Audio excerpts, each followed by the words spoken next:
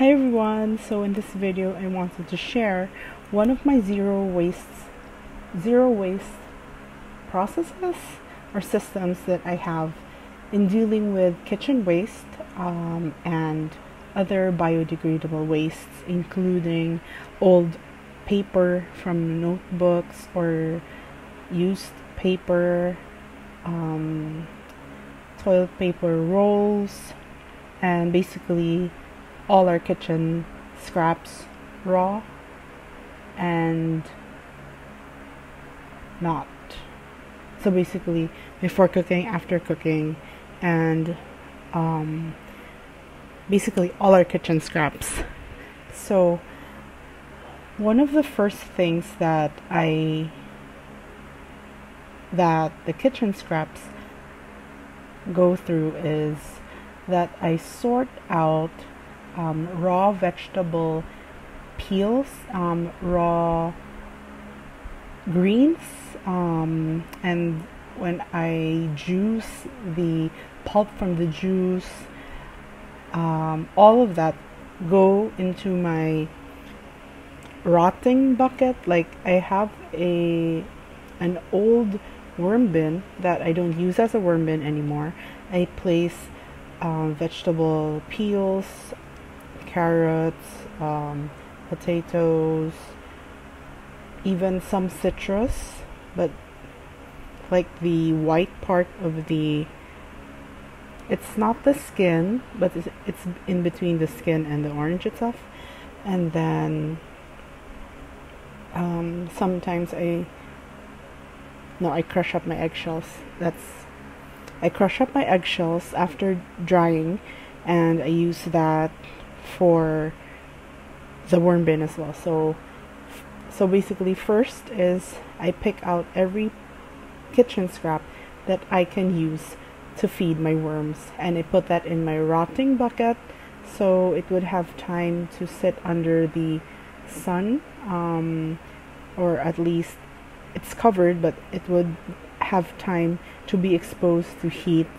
And it's like pre-composting the food scraps for the worms, because I used to do the freezing method, and later on I realized, and I've also found a lot of other people on YouTube, and I realized that freezing food for the worms takes up space inside the freezer and also expends energy and electricity to keep the things frozen. So it is easier to just put it in a rotting bin to help it to pre-compose and pre-compose, like pre-decomposition. And once it's sloppy, it's wet, and then I would be able to put it into my worm bin in between shredded paper and add coffee grounds, which my father drinks. I don't drink coffee. And add the ground up dried eggshells for grit to help the African night crawlers digest the food. So that's one of the systems that I have, and I have 3 different worm bins, and I just bought another one which I think would be better for me. I would probably make another video on my worm bin maintenance, so that's an idea. And next, after I've sorted out the things that I can put into the worm bin, the second is everything else that could not be fed to the worms, including meat, fish, dairy, bread, moldy bread.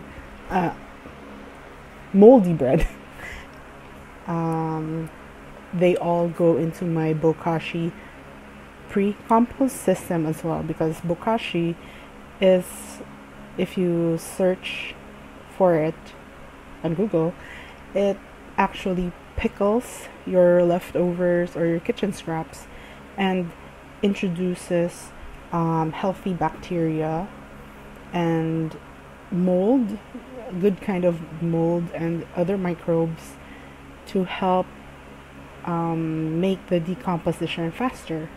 So that's my bokashi system. So everything that can't be fed to the worms would be placed into the bokashi system, and every day you just add to the bucket, and once it's full, after 2 weeks, I then put it into one of two systems. So bokashi itself is pre-compost, so you need to bury it under, if you have a backyard, you just bury it, I think, a feet under ground, and then cover it with the soil and wait for 2 weeks, after which you could start planting your flowers or vegetables. But what I do is, once I have a fresh bokashi bucket that I can use for the garden, because I have one of those stackable gardens, and I also have huge pots. There, I get them on Amazon. They are breathable, almost like cloth, fabric pots. That's what it is, fabric pots. That's breathable. It won't crack under the sun because it's not plastic, and it lasts. Mine has lasted for at least 5 years. And the dogs, unless, the only thing is, if the dogs smell something and they try to eat it, then you get puncture wounds from their teeth. But other than that, I have not have any problems with the fabric pots.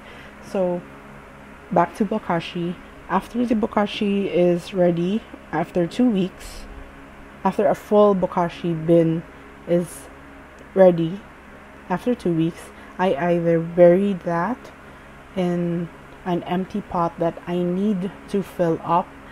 So for example, I just harvested, let's say, sweet potato. So that entire pot, I would have to take the contents of that pot.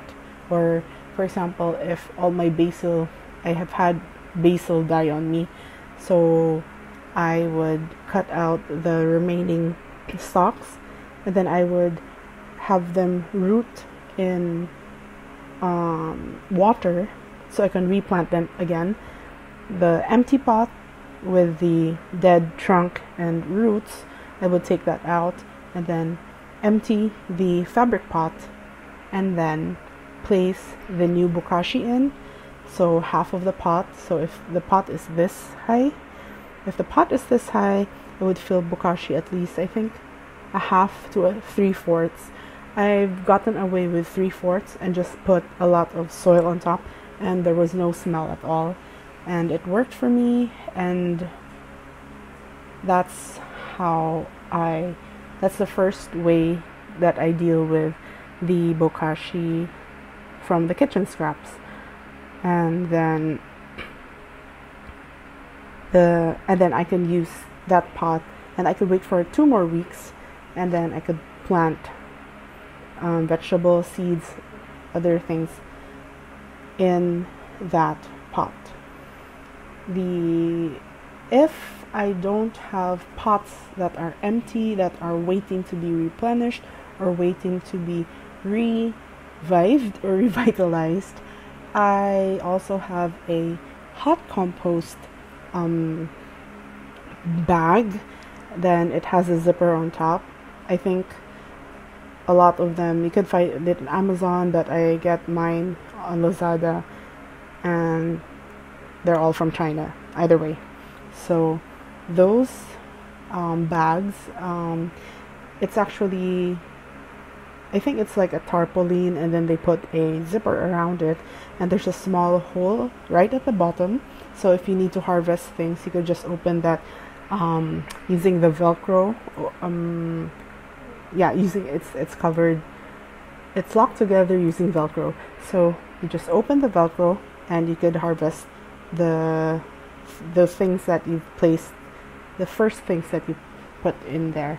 So what I do is, the bokashi that's ready for planting, because we don't actually have soil inside the perimeter of our house. Everything is in pots, stacked pots or fabric pots. So if it's not going into a fabric pot or any of my stackable pots, I put them in that tarpaulin compost bag, and then I just add bokashi and then cover it with some of the old soil that I have as well. So I always have old soil ready to be mixed on top of the bokashi, and then I zip it close so that flies won't go in.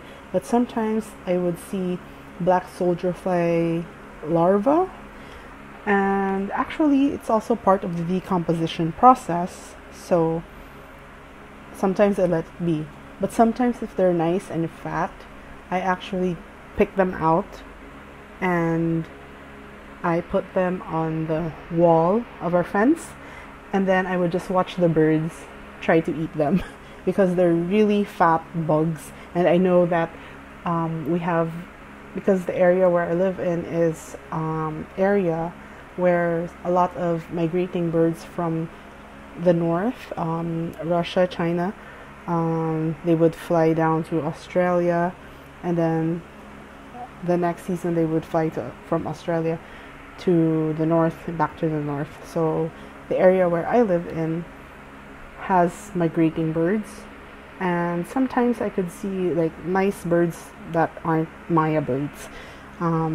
We have kingfisher, I have no idea what are the yellow breasted ones. Sometimes they're small Maya birds that looks like Maya birds, but they have like red breasts. So those are interesting. And there was a time, probably 8 years ago, that there was a baby eagle. That was fun,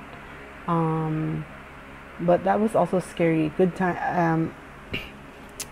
It was a good time that it arrived here because we didn't have small kittens, because those baby eagles and owls do catch kittens and eat them because they are rodent size, small.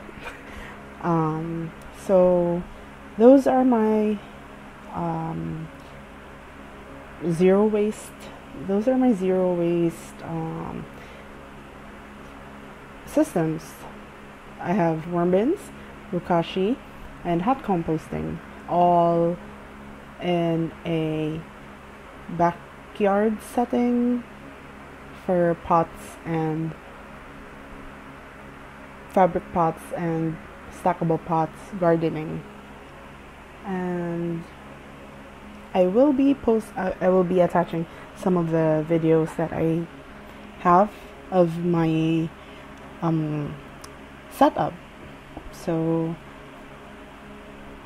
that's it for this video, and I hope I would try to give links on the stuff that I mentioned in this video, because I think it's totally doable if you live in a place that you don't have a garden, but you want to start planting in fabric pots or just pots inside your home.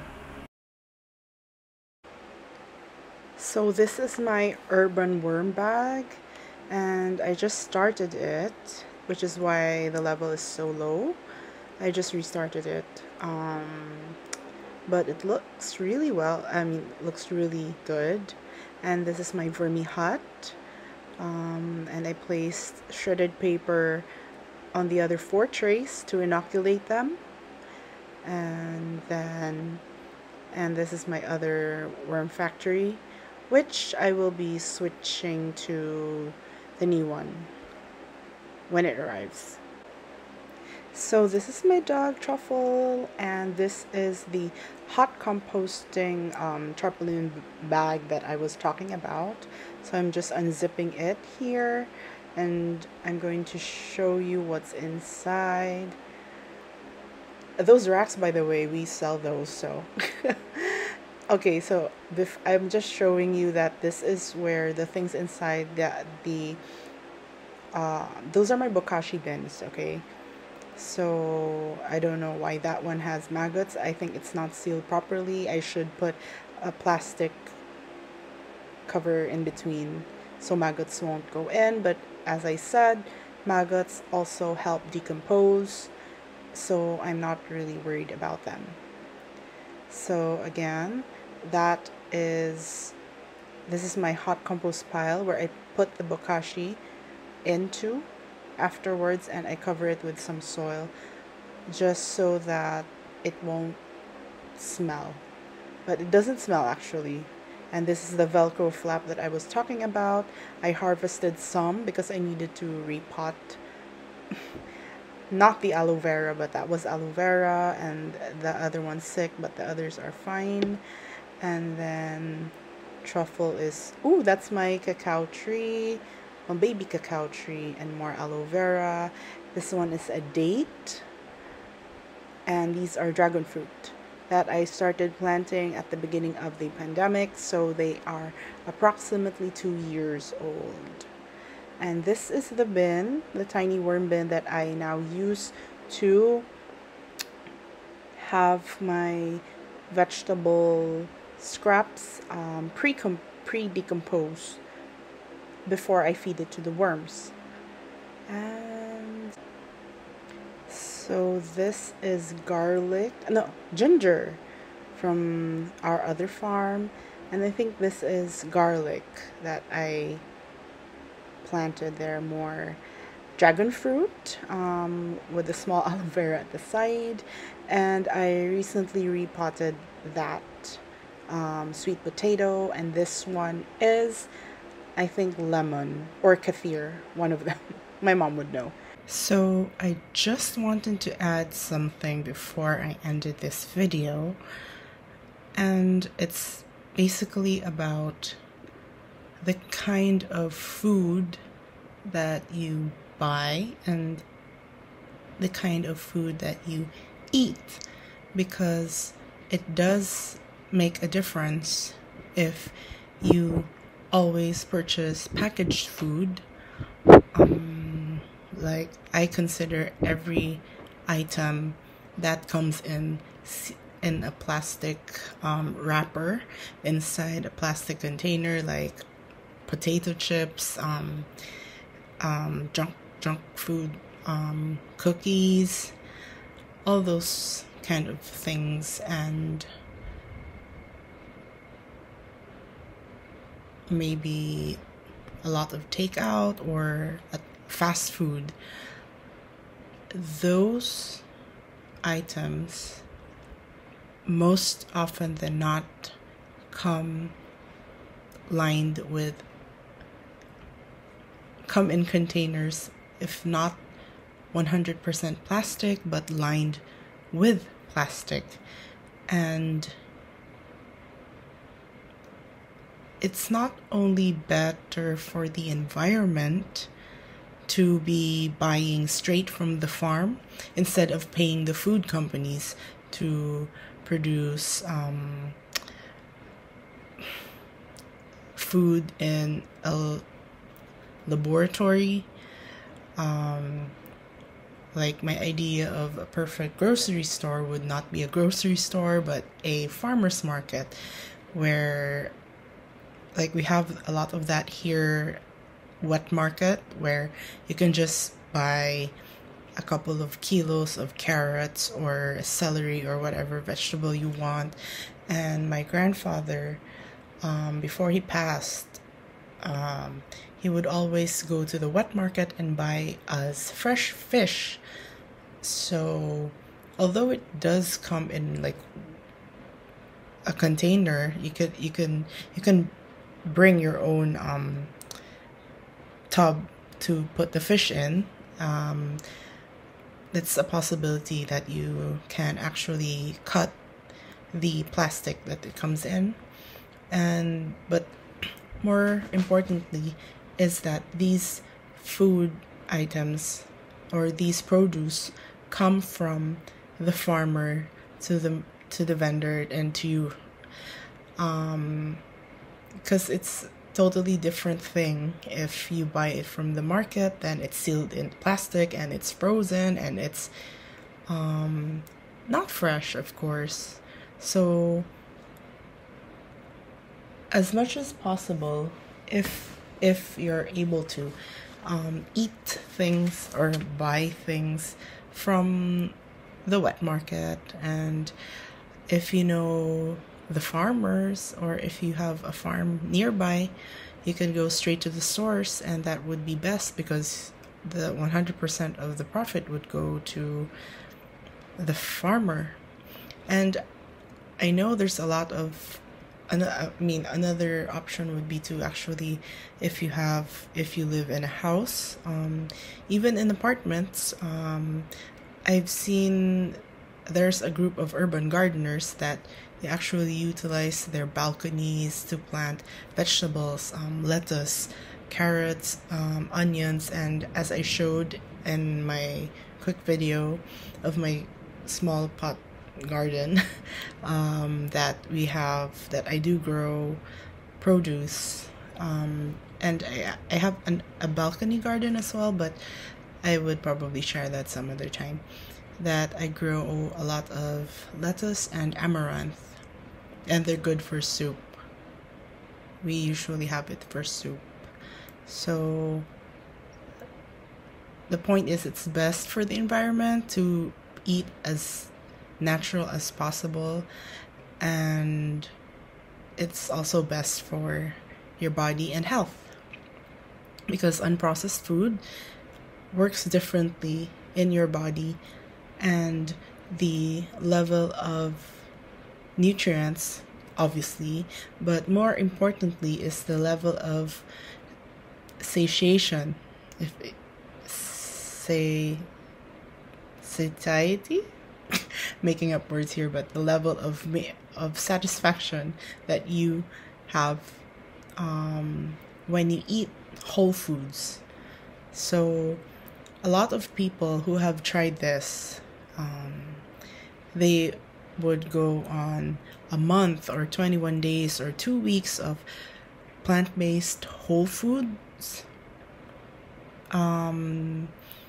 That's what they would eat. So a lot of fruits, a lot of vegetables. Grain is, I think, allowed in is part of the whole foods because it is a natural unprocessed product. Bread, I'm not so sure, but if you go by plant-based, whole food plant-based, that would mean anything that grows from a tree, ground, and grains, I think, are part of it. So it just makes sense for the planet, for the environment, and for our health.